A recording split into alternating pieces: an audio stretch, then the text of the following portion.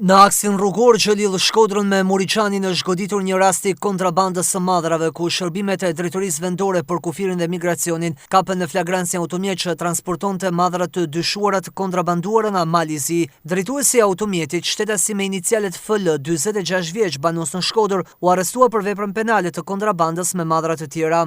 Në automjetin e tij janë gjetur dhe sekuestruar 352 kuti, gjithsej 8448 kanaçe pije freskuese që ishin kontrabanduar me vlerë të përafërt prej rreth 5000 euro. Për këtë rast u proceduan penalisht edhe 2 doganier të doganës së Moriçanit, 32 vjeçari me inicialet IK dhe 53 vjeçari me inicialet GK për veprën penale të shpërdorimit të detyrës. Të dy ata kanë detyrë kontrollorësh në pikën e kalimit kufitar dhe dyshohet se kanë shpërdoruar detyrën duke mundësuar kalimin e madrave të kontrabanduara. Si provë materiale, policia sekuestroi madrat dhe automjetin, ndërsa materialet i kanë kaluar prokurorisë së Shkodrës për veprimet mëtejshme.